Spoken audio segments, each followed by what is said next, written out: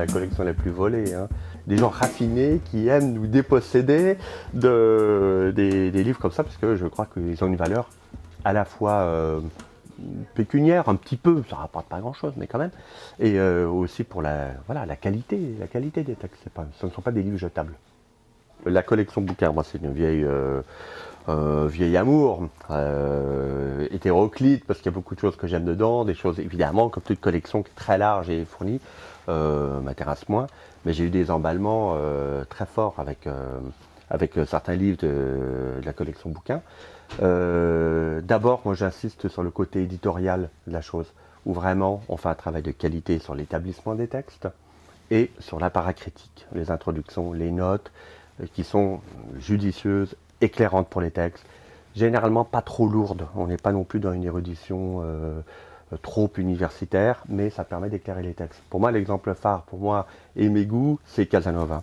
L'histoire de ma vie de Casanova. Déjà, j'étais ravi quand, au début des années 90, sont parus les 3 volumes de l'ancienne édition Procos Plomb, avec un apparat critique qui venait des éditions de La Sirène, de Sandrard et compagnie des années 20 à Paris, qui est un travail fabuleux et qui se lit comme un roman d'ailleurs. J'ai repris ça. Et là, le nouveau travail qui a été fait sur l'établissement du vrai texte de Casanova, du manuscrit de Casanova, lorsque la BNF a racheté le manuscrit, enfin, les chercheurs ont pu travailler sur le vrai texte de Casanova, ce qui fait une différence.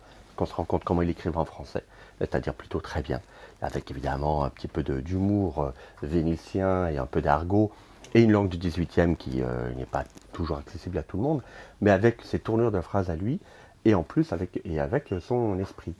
Et en travaillant sur ce manuscrit, on a découvert un certain nombre de choses. Et là, l'établissement du texte a été quelque chose de très important.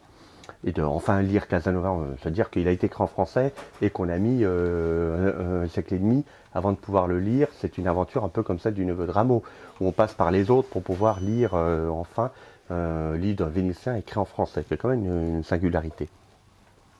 Le travail éditorial a été fabuleux, parce que là, on a des concordances horaires.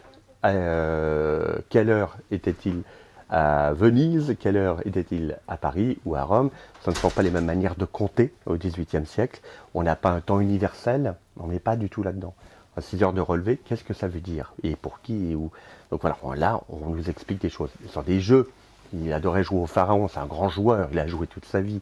Qu'est-ce que le pharaon? Comment jouer à ça?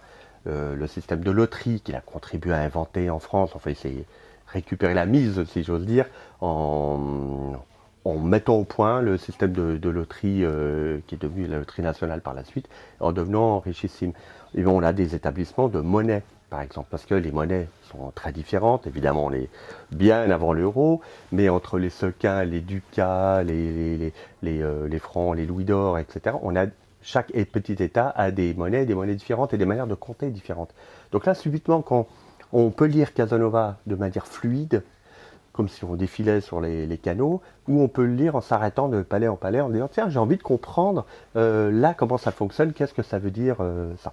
Et donc ce travail fabuleux donc des éditions bouquins le permet.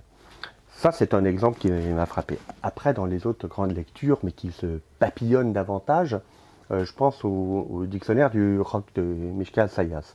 Travail fabuleux de recherche sur le rock, à la fois évidemment anglais, britannique, allemand, etc. Et aussi français, avec des petits groupes français pas très connus, et qui apparaissent, évidemment pas tous, ça ne peut pas être exhaustif, il y a un choix, mais une découverte de la planète rock, satellite dans laquelle on baigne peu ou prou, en aimant ou non, mais qui fait partie de notre vie depuis 70 ans environ. Ça a été un travail très très important. Il y a une autre dimension que j'aime beaucoup chez Bouquin, c'est le travail qu'ils font sur les villes. Quand vous prenez New York, vous avez une partie comme ça de texte sur New York, où vous faites découvrir la ville, et une partie dictionnaire, et sur Paris également, avec un dictionnaire des rues de Paris, avec une histoire de la ville, avec des textes sur la ville, et en même temps, voilà, sur les rues, et comment fonctionne la forme de ces villes-là, Barcelone, New York, Paris, Venise, etc.